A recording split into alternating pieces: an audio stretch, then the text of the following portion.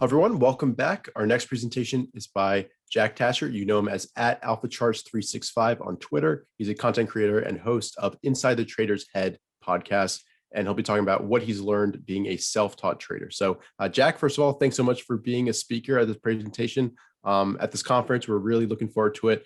And yeah, I think this is a topic that I think a lot of people find really relatable and want to know kind of how you manage your time and all your processes. So I'm really looking forward to it. Awesome, Richard. Thank you. And thanks to TraderLion for having me today. I really appreciate it. Right. So we're going to go into kind of what I've learned being a self-taught trader and also how I balance working and full-time trading. All right. So along the way, we're going to share my process and kind of what I've learned, basically. The one great thing about is that there's no longer any barriers to entry, right? So there's free trades, there's free education, and we have free tools to use. So, with process, determination, and some grit, really anybody can become a trader and supplement income or, replace income potentially. So before we get started, I think that you need to know a little bit about me in order to understand, how I got here. So I am literally the guy next door. I'm a college graduate. I'm married for 21 years. I have 2 teenage daughters. I work full-time, 40 plus hours a week outside my house for somebody else. I train Brazilian Jiu-Jitsu, and I'm a self-taught market participant. Now, once again, I have no formal training in finance or markets. The best I actually got was micro and macroeconomics in college. And what that it taught me supply and demand and opportunity cost. I've been trading for roughly 7 years, and along the way, I researched all kinds of different ways to trade, right? I looked at fundamental analysis, and I looked at Elliott wave and technical analysis, and everything in between. And what was amazing was I always found very generous people along the way that shared their style of trading with me.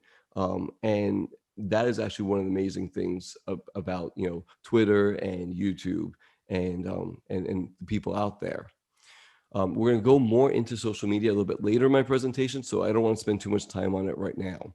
But I do want to talk about books, because I think that a book is very, very special, right? So if you think about it, people have spent years and decades of their life researching and their craft, their trade, and then they condense it down into a few hundred pages, the most important parts, and then they sell it to us for usually $50 or less. I mean, how much is 10 years of your life worth, right? And we get to buy all that wisdom for such a small price. I think that's absolutely amazing. And so when we talk about books, the question I get quite often is, hey, what book should I read? And so I put together a list of books that I really like. And, I think that you're going to see a lot of the way that I trade in these books. And so here's my suggested readings. Obviously, we're going to start with How to Make Money in Stocks. I mean, if there's one book that I think is, everyone needs to read, study, take notes on, reread, look at the charts, it's this particular book. And then these other books, I think, supplement this book really, really well. Minervini, Think and Trade Like a Champion was great. I know a lot of people talk about Stan Weinstein and the secrets for profiting in bull and bear markets. The original Market Wizards book by Jack Schwager. Brian Shannon's book, using multiple time frames. Oliver Kell released his book, Victory in Stock Trading. It's fantastic. Of course, Reminiscence and the Darvis book, right? How I Made $2 Million in Stocks. So again, if you go ahead and read these books and spend, it's going to be less than $400 for all 8 of them. That, in my opinion, is almost like a master's class in stock trading. Totally worth the money. All right, so let's go ahead and talk about working and trading. And so this slide was one that I wanted to create on the benefits of working and trading full-time, right? Working full-time and trading. And I put a lot of thought into this slide, and I really could only come up with one particular benefit. And that is that, it's not required that I make money today or this week or even this month in order to support my family and put food on my table. And I think that that is a huge benefit because it takes the pressure out of making money, having to trade, over trade, right? Fear of missing out of a trade, um, forcing trades, right? Because a lot of times, if you have to make money, then you're going to end up forcing trades. And again, all those types of things are usually negative effects on your account and your trading capital. So, not being required to make a profit today or even this week is a huge benefit because I work full time, basically. Now, it was much easier to make the next slide, which is the challenges, right?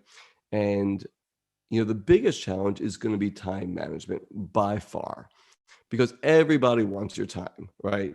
Your work wants your time, your spouse wants your time, your children wants your time, other family member wants your time, hobbies want your time. You have to do things around your house. You have to cook, clean, and do laundry, car care, shopping, etc. So time management is a huge challenge. Another one that kind of goes hand in hand is education, right? So, you want to read the book, that takes time. You want to, watch a video, this conference, right? It's a 2-day conference. It's been absolutely amazing, but it takes, a lot of our time to do this and to learn. Um, you know, I think also, it's going to be, go on YouTube, search in stock trading, and how many videos come up? A million. And there's no YouTube police that is going to determine what's a good video and what's a bad video. You're going to have to do that. And so I think that's also a challenge, to figure out what's the right way and what's the wrong way. So, um, education, huge challenge. Incomplete information is a challenge, right? So if I'm at work and I don't have my screens up and I don't have what I really like up for to execute a trade, I'm going to have incomplete information. Chances are from something I looked at either hours ago or potentially a couple days ago, and that's going to be a challenge to execute a proper trade that way. Next is going to be emotional trading, right? That's a challenge, and especially when you're working full time. And in my opinion, there's going to be two types of emotions in the market, right? There's fear and there's greed. Now, fear is by far the stronger of the two emotions. And I think we could break fear down into two separate parts. So the first one is going to be FOMO, or fear of missing out. So a good example of FOMO would be, a stock that you want to get into, you want to be a part of, and maybe it gaps up on the open, and then it moves higher without you. And so now it's maybe past your proper buy point, but you want to be in the stock, and so you plow into it anyway, even when you know that's past your buy point, because you're afraid it's going to keep going without you. Now, it could keep moving up, right? Or it could move sideways, but a lot of times those stocks tend to retrace and come back down below your buy point, and then you end up getting stopped out or something like that. So that is the FOMO fear. The other fear is going to be fear of loss. Now, fear of loss is where you're already in a position, and then maybe a stock either gaps down or starts moving down quickly, and you already have, maybe 8, maybe 10%, profit in this position, and you don't want to go, a green to red on the position, so you sell out as it's moving down, right? And the problem is it hasn't really hit your stop, but because you're afraid of making less money, you sell in a panic, basically a panic sell. And by the end of the day, the stock has recovered or maybe even turns green. And again, when you do your post analysis, you realize that you never really had to sell, but it was just an emotional reaction to the price movement. And so being at work will magnify that again because of, a lot of times it's going to be incomplete information, right? And the last challenge is going to be noise. And noise is kind of like a general term. It's kind of like your buddy giving you a stock tip, for that they heard about, or it's maybe a Twitter post that you took a peek at while you're working, or maybe it's a news alert that came across your phone, or something like that. And so now you have this, again, you have this emotional trading that kind of gets triggered. You have incomplete information that's getting triggered. So they all kind of go hand in hand. And again, being at work, not being have everything together, again, it will magnify all of these. So we're going to move on to the rigors of trading, because I think the mental rigors of trading are real.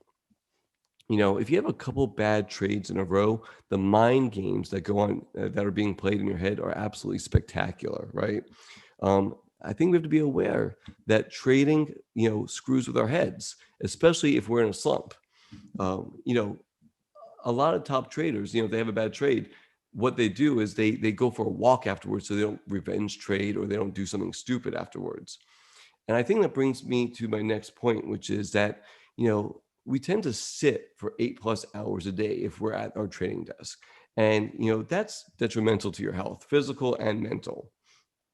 And I think the best answer to this is going to be some sort of physical activity, right? If exercise was a drug, it would by far be the best drug out there. It benefits, improves cognition, it controls weight, it prevents disease, it improves sleep and mood, right? And it releases endorphins and dopamine. I mean, it would be an amazing drug. And I think that the important thing is to do what you like. Go for a walk, go for a run, lift weights, basketball, yoga, whatever it is, just make it part of your routine. Now, for me, I started doing Brazilian Jiu-Jitsu a few years ago. This is a picture of me getting my blue belt last year. And the benefits of Brazilian Jiu-Jitsu and trading are huge, right? It teaches me discipline, patience, and focus. So BJJ is basically a chess match between you and your partner. And I just want to share one of the lessons that it has actually taught me. So if you're training with somebody and you get beat, which happens a lot sometimes, you tap. And what the tap means is that you're going to give up and your partner stops. Maybe you got caught in a shoulder lock or something like that. And the reason why you tap is because you want to prevent serious bodily injury and you want to come back and train tomorrow, right? Because you realize that it's not about this training session, it's about all the training sessions. And that is basically a stop loss in the market, right? You don't want to blow up your account. You want to come back and you want to trade tomorrow. And again, there's way more parallels between Brazilian Jiu-Jitsu and trading, but that's for another presentation. The point is, find a way to exercise, doing whatever you enjoy doing, and this is actually going to help with your trading. And don't get caught in an armbar. All right, let's talk about chart setups. So this is something that took me a while to learn, but I think that it's really, really important. And simplicity in the chart setup is the key. I'm a big believer that the chart should speak to you, right? If you need more than 20 seconds to decide if this is a good looking chart or not a good looking chart, I think you're trying too hard. I can flip through charts real quickly, write down the tickers that look good to me, and then I could dig deeper later into them. But, again, I'm going to go through these charts very, very quickly every night and find the setups that I'm looking for. Less is more, right? Keep it simple, stupid. That's the way I think about it. And I think charts should be set up to showcase, price. Price is the primary indicator, and everything else is basically a derivative of price. Even volume, I think is obviously secondary to price. And I do use it quite a bit, but I use it to show me institutional interest in a stock, and that's about it. And everything else, every other indicator that I've ever seen is basically based on price and volume. And I rarely use any of them. Now, as far as moving averages, I choose the 9 and the 23-day EMAs. And the most important part of them is to give me the essence of trend on a chart. And that's my main use for moving averages. And my last points are going to be that trend lines should be drawn with a crayon, not a sharpened pencil, and support and resistance areas are just that, areas. Again, they're not little small, little tiny boxes or anything, but they're decent areas. So here's what one of my charts would look like. And as you can see, I'm trying to showcase price using Japanese candlestick. Um, my moving averages, again, are showcasing just the trend, or, here's uptrend. This is a choppy no trend in this area, right? Um, areas of support and resistance, again, are just that, areas, that way I look at it. And as far as volume goes on the bottom, I have a 20-day SMA down here, and I use that to basically show me above average or below average volume. And again, I'm looking for institutional accumulation. This happens to be the Celsius chart from May 29th. And again, if there's red skyscrapers, lots of these, that would obviously be institutional distribution. But again, looking at this chart, it shouldn't take me very long to decide if I want to be involved or research this company more intently based on this chart, right? All right. So this is obviously an over exaggeration, but my point is, if you have too many indicators and too many trend lines and too much stuff going on in your chart, you can't see what's most important, which is price, right? I mean, that's what needs to be speaking to you is the price action, right? Remember, if price goes up, even on low volume, well, price is still higher, right? Only price pays, as Brian Chan likes to say. So keep your chart simple. All right, so stock selection universe. This is really, really important to me because I am working full time and I don't have time to look at 6,000 charts, right? I'd love to, but I just can't. I don't have the time for that. So I think understanding your universe and then narrowing down your focus is going to be a huge advantage for those of us that have to work full time. The way that I do is I'm using how to make money in stocks as my template for the names that I'm looking for, right? I'm looking for growth in earnings per share. I'm looking for increasing sales. I'm looking for newer names, things like that. Now, I don't care how many screeners you do. There's no substitute for looking at the charts, right? The screeners just put you in the right ball field, right? The right universe. Now you have to kind of do the heavy lifting and look at all the charts and decide, sometimes quickly, whether you want to be involved or not. And again, you want to look for accumulation, proper bases, so on and so forth. So I went ahead and I, do my screening usually at night after work. You'll see my posts on Twitter, right? I'll post sometimes at 9:30 or 10 o'clock at night, my screens if I'm working, and it usually takes me 15 or 20 minutes to do to run the screens and look at all the charts that come up, which is a very reasonable amount of time. Again, narrowing my focus has saved me a ton of time throughout my process. And I created one of my favorite scans, which I titled My Favorite Scan. And I used a hashtag on Twitter for that. And I do that for a couple reasons. So one is I do it, selfishly for me, because I want to keep track of these lists. And it's just easier for me to keep track of it this way than it is for me to write down the names every night. I just go in there and sort it by day and look at what came up for the week. And also I can see trends within the stocks presented very easily. So let's go ahead and go into the screener a little bit, and I'm going to show you how this is my screener right here. It's on Finviz. That's finviz.com. It's a free utility. They have a paid service too. I use the free version. And let's go through each of these settings. And I'm going to tell you why I used it, and hopefully this can help you some. So first off, industry, stocks only. I don't want any mutual funds or ETFs in my screener. All right. And I don't want any small cap names. I want mid cap, which is $2 billion or over in market cap. Right. So right now I'm screening. So no stocks only and mid cap or higher. Now, what was interesting yesterday is I was watching Leaf's presentation in the morning, and he mentioned that most high type flags start at $12, I believe he said yesterday. And so, my screener has always started with a minimum of $15 price range. And I'm thinking about maybe keep bumping that down to $10 to see if I could capture some of those, flagpoles and the high type flags. that leaf was talking about. So that's a change that may be coming. Again, this idea is the same. I don't want any $2 stocks or penny stocks in my scan, right? I want real stocks. So I keep, whether I keep it at 15 or 10, it doesn't really matter. The idea is the same. Now, these stocks need to be liquid. So average volume, 500,000 shares traded a day. That gives me liquidity. Again, I'm not, gonna be anywhere near this amount, but it lets me know I could get in and out of a position anytime I want to. I think newer names is very, very important. And I like the last 3 years.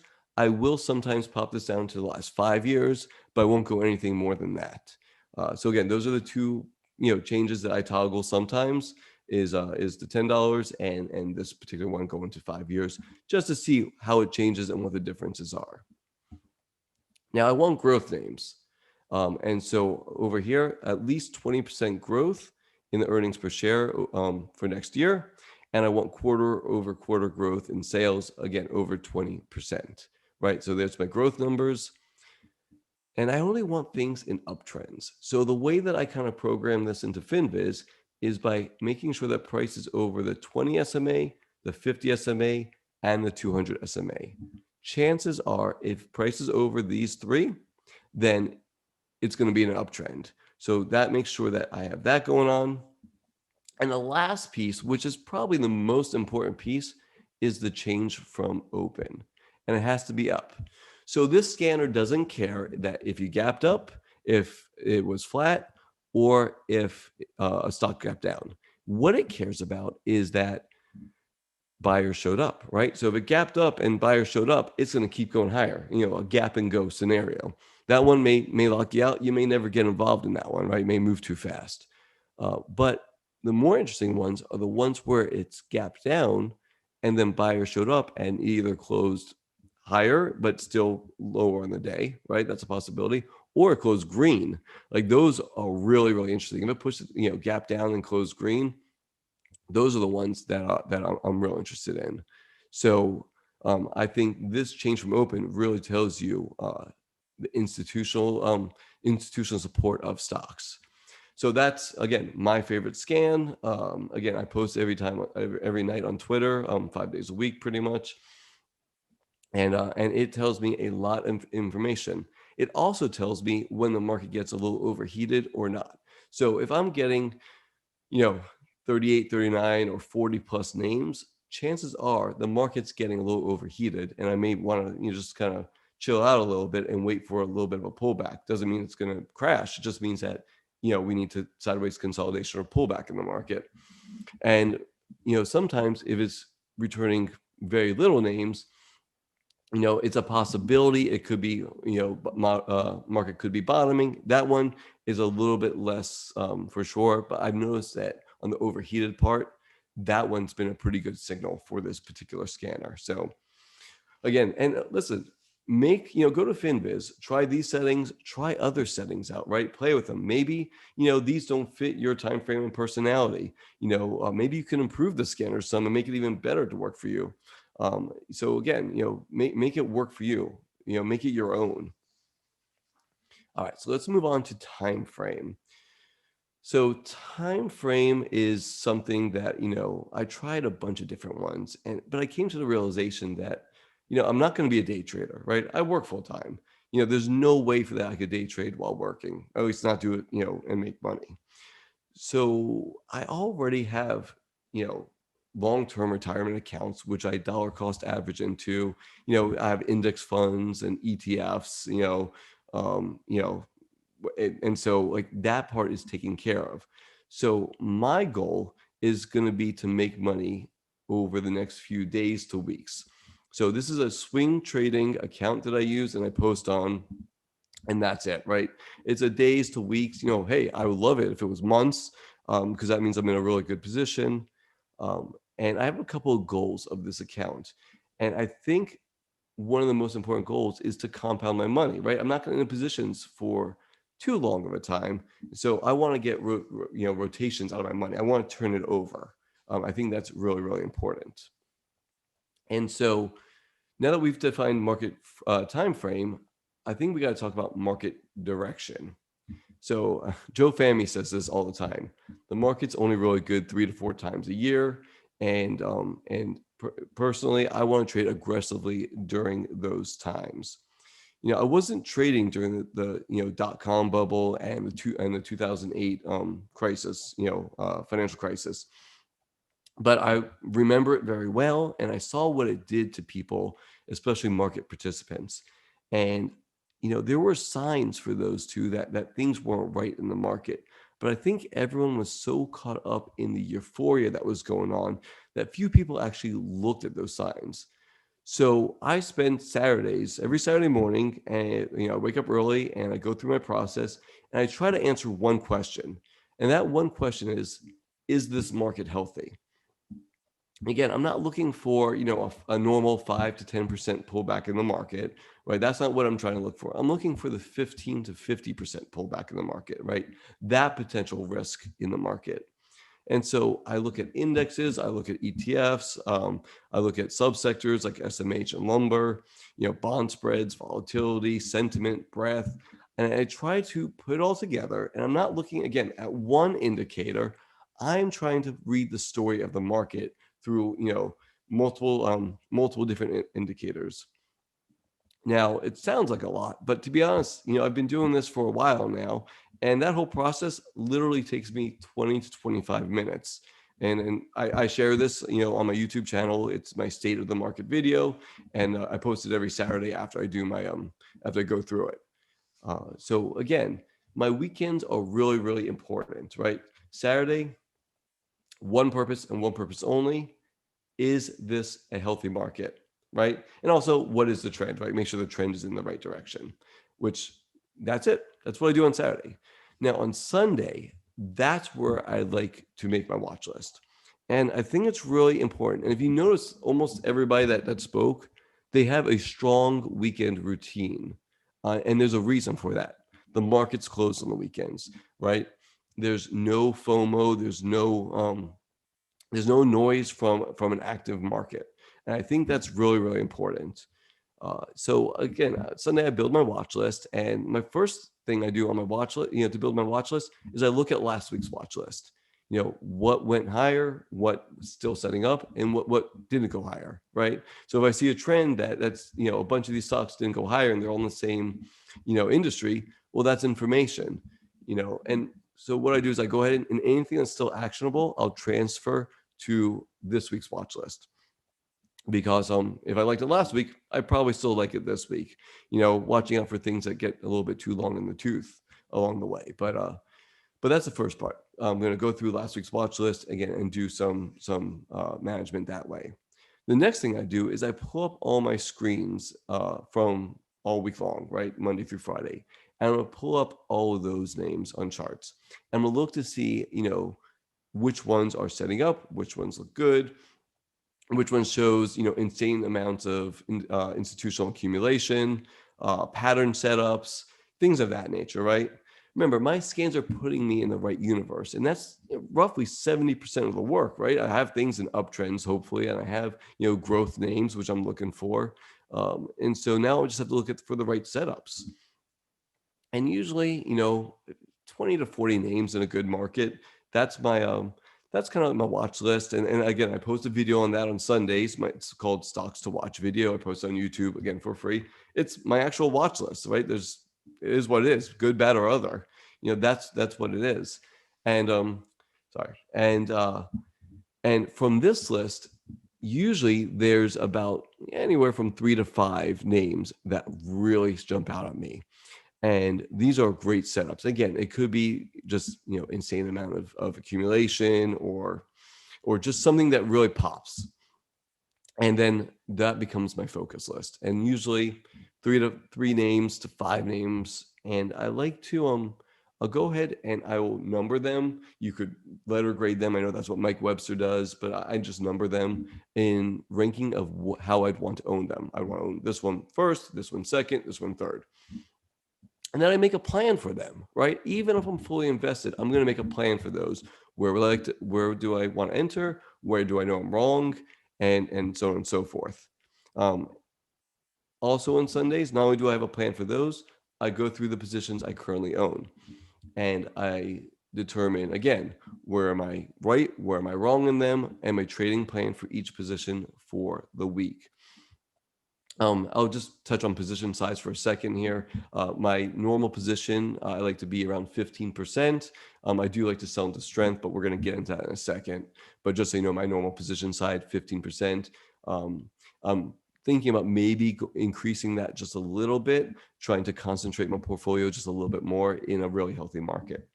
But again, in my process, now, why do I, have a focus list if I'm fully invested?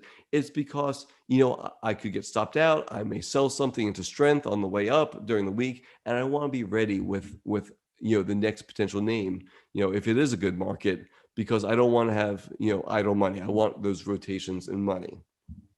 Again, and that's really, really important, just to be prepared. So we're going to talk about risk now. So this is how I think about risk. So when you enter a trade, you have 4 possible scenarios, right? You have the potential for a big loss. You have the potential for a small loss. You have a potential for a small gain. You have the potential for a big gain. My goal in the market is to minimize this quadrant and maximize this quadrant, right? And so how do we do that? Well, one of the ways that I do it is I try to sell offensively, meaning that I will sell from 1/3 to 1/2 of my position, when it gets to anywhere from a 5 to 10% gain. And what does that do for me? That helps prevent the chance for a big loss, right? Barring some gap down that could happen, right? Fastly or whatever. But that's the exception. That's not what happens, day in and day out of the market on a normal basis. And position size will help you negate that problem potentially too. But again, going back to this. So by selling offensively, 1/3 to 1/2% of my position at 8 to 10%, I am now negating the chance for a big loss. Now, at that point, I want to move my stop up to break even, right? So what does that do? That almost guarantees me to be either in small gain or big gain territory. Again, a gap down or something that could happen, maybe you take a small loss, but that's actually even unlikely at this point, right? If I'm back to break even with my stop on the final piece of my position. At that point, I then use the 23-day EMA, and I kind of I use that as a trailing stop for my position. If as long as it is higher than 23-day EMA, I want to stick with that position. Now, and I could be in that position, by the way, for as long as it will run. I want that to run for weeks and months on end, right? I want to be in that position because I know I'm making money if that's the case. It's trending up and to the right. But offensive selling really has 3 main benefits, really 3 goals and 3 benefits, right? 1, I'm going to avoid large losses. 2, I'm going to keep my money rotating. And why is that important? Well, we talked about FOMO and the fear of missing out. And sometimes if you're fully invested in a position and there's no money left, you may get some FOMO. So instead of having that FOMO, by selling offensively, I always have some money for another setup that looks great. So that helps me out quite a bit.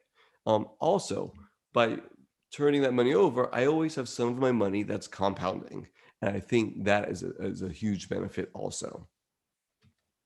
Now, another way to prevent big losses is to buy right. Right? Period. Right? If you buy right, you're going to prevent major problems. But what does that really mean? Well, I define buying right as to buying fairly close to the point where you are wrong. But the momentum has to be up and should carry price higher. Right? So if we're in an upward trending market and you're buying right, and so your stop is actually pretty close to where your buy point is, but because momentum's up and to the right, hopefully, the plan is it's going to carry price higher and your stops never get hit. Now, how do I do that? I like buying once the 9 and 23-day EMAs, they kind of cross and price jumps up above that, right? So that has been, that's kind of the way I do it, right? Because I'm using the 23-day EMA or the low of the day as my stop at that point. So that's the first way. The other way I like to do it is I like to buy an orderly pullback into the EMAs.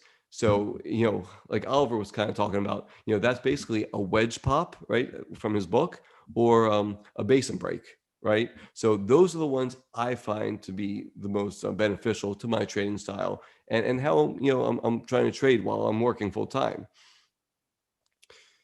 Sometimes a stock will gap up and move very quickly to the upside.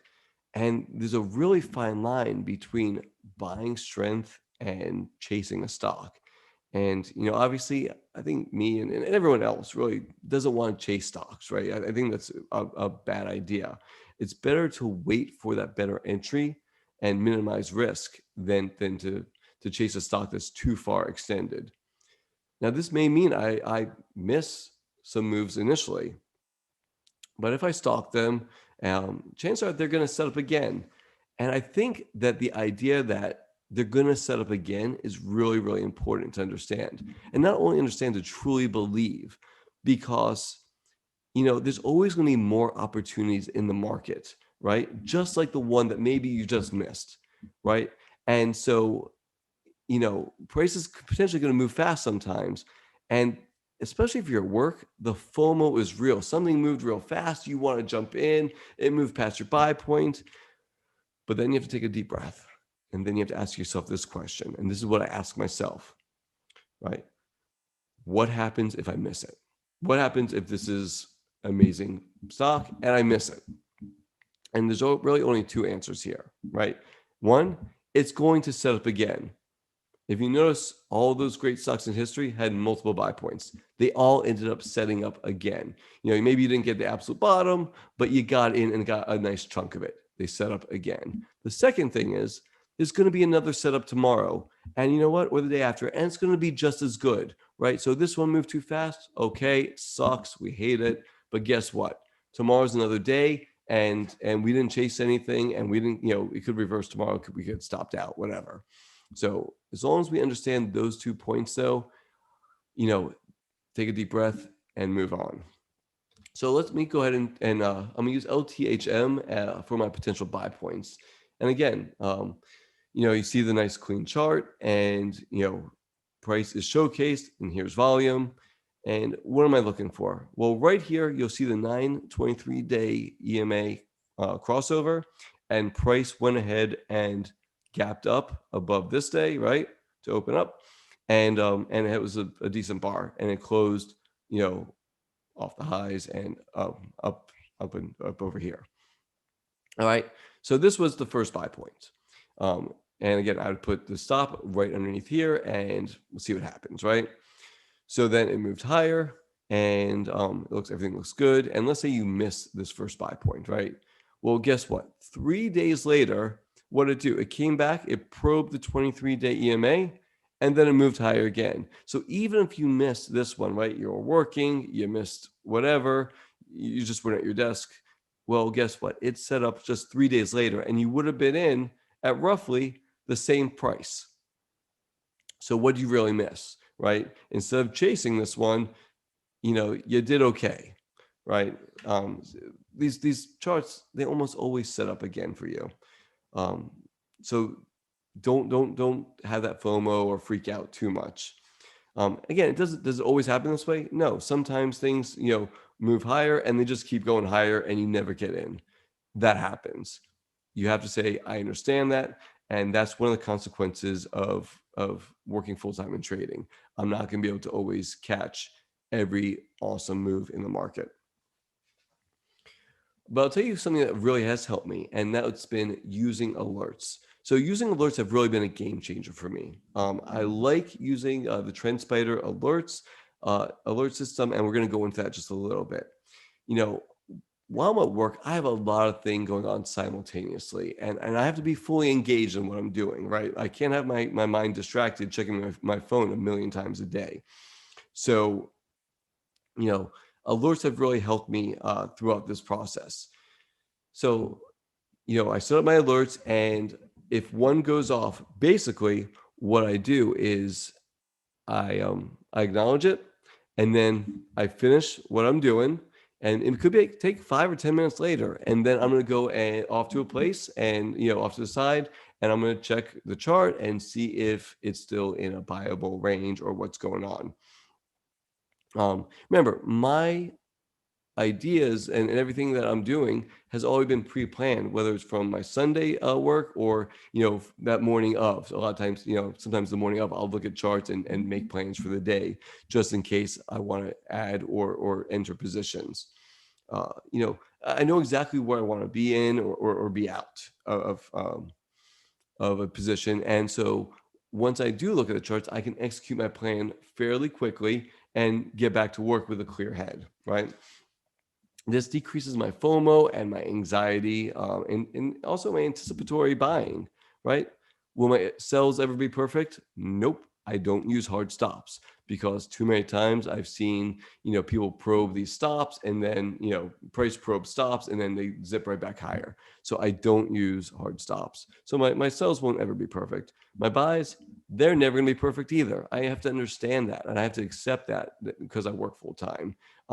That's just one of the consequences, right? But that's okay. Like we can still get really good entries and manage risk appropriately, even in those situations. So here's TrendSpider, and here is again the chart. Again, price needs to speak to you. Again, my chart's set up exactly the same way, no matter what platform I use. And as you can see, I have the 9 and 23-day EMAs right here. I like the Ripster cloud. It gives a real nice visual representation of trend. So right here on the 23, you see I set the sensitivity on this. So here's my alert, and on the 23-day EMA, and it's not a pinpoint. It's actually an area, which I like that a lot. So on this Celsius chart, again, this was from June 1st.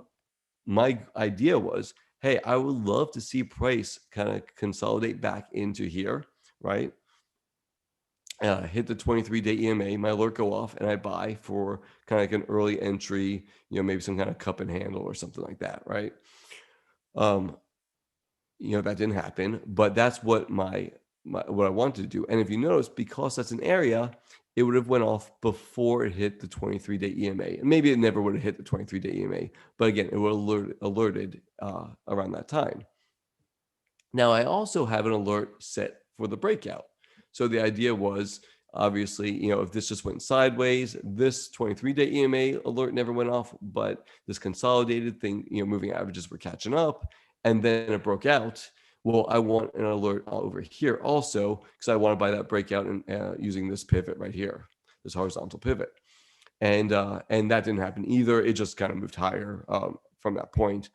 So my alerts went off, but that also, when it broke out over here.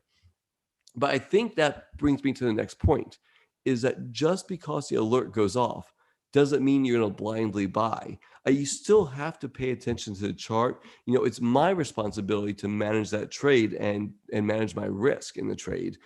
Again, that goes to the pre-planning and the pre-ideas. And this moved higher. I never was involved in this, even though I wanted to.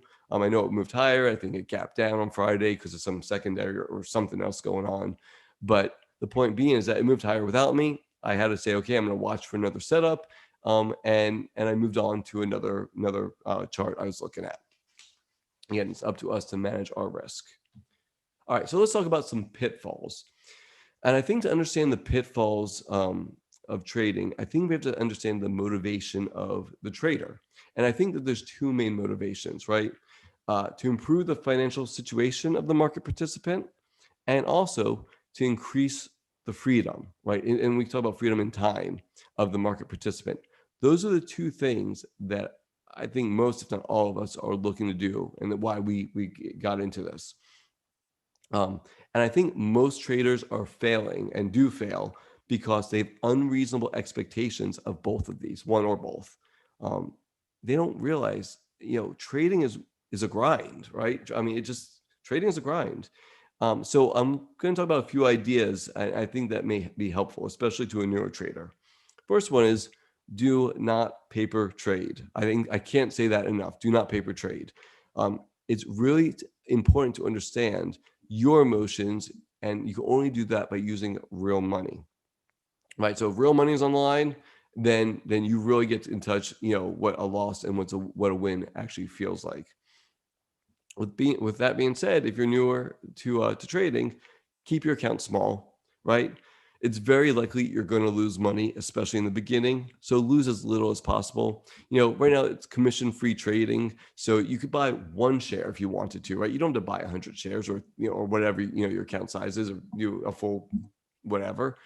You buy one share. But knowing when would you actually buy, when would you actually sell, it's easy to go back and look at a chart and say, oh, I buy here and sell there. But in real life, that doesn't, that's not as easy as it sounds. So don't paper trade, but keep your account small. Also, don't underestimate your emotional state when you're looking at the market, right? Did you just have a fight with your spouse? Did you just lose a little bit more on a trade than what you expected? Maybe you broke your rules and made money on a trade, right? And now you think you own the market, right? So all these different things, again, they play mind games with you. And so you have to understand what your emotional state is in the market. Next is, it's funny. When I had kids, they always told me, advice I always got was, don't compare your kids to anybody else's kids, right? And so I'm going to say the same thing to, especially a newer trader. Don't compare your results to anybody on Twitter. Remember, people on Twitter almost never lose, right? They have rocket emojis on everything they do all day long. So just be careful with that. All right, so pro traders. This is not what a pro trader looks like. Don't believe the hype, right? Anybody tells you this is what is happening, they're probably a scammer and you probably should run away. I will reiterate, trading is a grind and it's basically based on expectancy. Listen, if you win 60% of the time and you lose 40% of the time, and you're keeping your winners larger than your losers, right? Then you're going to have a positive expectancy. And if you have a positive expectancy, then after thousands of trades, your account balance is going to grow, period. You're going to make account progress. And that's what it's about, okay? This is not real. This doesn't happen. All right, so let's get to social media, right? The elephant in the room. So I love social media and I hate social media. I mean, on one hand, it's provided more opportunities for everyday people to learn from masters in their fields than any other creation in human history. And on the other hand, it's a cesspool of misinformation where it can be very hard to tell truth from fiction. So, as this is pertaining to trading, I have some ideas when it comes to the socials. And so, first off, follow people with similar time frames and trading styles. Remember, what looks good on a 5-minute chart could look terrible on a daily chart or a weekly chart, and vice versa. So again, follow people with similar time frames and trading styles. Look for people that show wins and losses, right? Those people are real, and I think that there's a lot to learn from them. I hate to break it to you, but not every position is going to win, right? No matter how good of a trader or the chart is or the story is, right? Sometimes, and many times, charts go down. And remember, if a person on Twitter is only showing winners and never shows losers and claims to win, 80, 90, 100% of the time, be really careful with them. That's just really highly unlikely. And probably they're going to be asking for money. Chances are it'll be in Bitcoin. So they could share with you, their super secret formula of trading system that only they figured out. Again, you need to be really, really careful with those people. There's a lot of scammers out there. But on the other hand, just because somebody sells a service does not mean that you can't learn from their content. I mean, look at what you've learned at the last 2 days. And a lot of these folks have services, but look at all the information they've shared freely, and their Twitter accounts and their YouTube pages. They're just as good. So definitely, don't think just because they're selling a service doesn't mean that there isn't things to learn from them. Most of those people are extremely generous with their time and their information. Again, watch out for the charlatans. There's a lot of sharks out there looking to prey on new participants. And again, people are just trying to improve their life through trading, right? It goes back to my second point. Somebody claiming that they have some secret formula or system that they just can't lose. there are no secrets in the market, okay? There's only processes that put the odds in your favor. Don't get scammed. And also be careful for those fake Twitter accounts that try to mimic other people. And then they try to reach out to you and want to let you on some kind of special program that they're doing. Those are fake accounts. Just be real careful with that. Education, here's a list of people that I find extremely beneficial. Go through the list yourself. I'm not going to go through each one of these, but they all share stuff on Twitter. They all have YouTube pages. I mean, all these guys are just fantastic. They show videos and screeners and information. So check them all out. And by the way, I apologize ahead. I'm sure ahead of time. I'm sure I left off a whole bunch of people that I love. I just couldn't get everybody on there at one time. All right. So definitely check out all these people though. All right. So let's put it all together. First off, learning how to trade has never been easier, right? At least from an information standpoint, right? Keep your charts simple. Price and volume. Create a universe of stocks to pick from. Know and be comfortable with your time frame. Now, if you're just starting out, use real money, but keep it very small to learn your trading emotions. Don't paper trade. Don't fight the trend in the market. You're not smarter than the market. Trade in the direction of the overall market, right? I can't say that enough. Trade in the direction of the overall market. Don't pick bottoms. Don't pick tops. Risk mitigation is our primary job. We want to survive to trade another day. If you're wrong, take your loss, move on. Buy right, don't chase. There's always another setup coming. Use alerts while you can't be in front of your screens. You won't miss anything if you use them effectively, and this is going to help minimize FOMO and potential big losses. Keep your expectations reasonable. Trading is a grind. Don't believe the hype on social media. Speaking of social media, use it to your advantage. The number of followers you or anyone else has is inconsequential. Look for people that align with your time frame, trading style, and are truthful. There's a wealth of knowledge being shared freely. Take advantage of it. And don't forget, take care of yourself. There's way more to life than trading stocks and financial pursuits. Get up and get moving throughout the day. I love it that, during one of our breaks, Ray said, everyone go for a walk or something, right? You have to get up and get moving throughout the day. Schedule times to do exercise that you enjoy doing. Spend time with family and loved ones. Time is the most precious thing that we have, and no amount of money can buy you more of it. Trading is just a tool to get what most of us really want: freedom of time and freedom of money.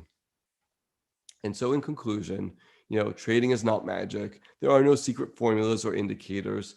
It's creating a system which will be unique to you, but based on what people have already done. Remember, we're all amalgamations of all the other traders that we read and the books we read and the YouTube videos and our own experiences. And what this is going to do is it's going to give you multiple edges based on price and volume. Working full-time in trading has its unique challenges, but with the right processes and execution, a trader can be successful at both. I'm going to leave you with a final thought. Formal education will make you a living. Self-education will make you a fortune. Jim Brown. Listen, I want to thank you all for being here. Thank you to TraderLion for putting on this amazing conference. I've learned so much throughout this, and again, this was fantastic. Thank you all for showing up. Jack, really, I think that was fantastic. I saw a lot of comments in the chat that people found your presentation super relatable. A lot of people also work full time. So first of all, thank you for taking the time and being a speaker once again, and for that excellent presentation. We do have time for a few questions, I think, and I wrote down some good ones that people had.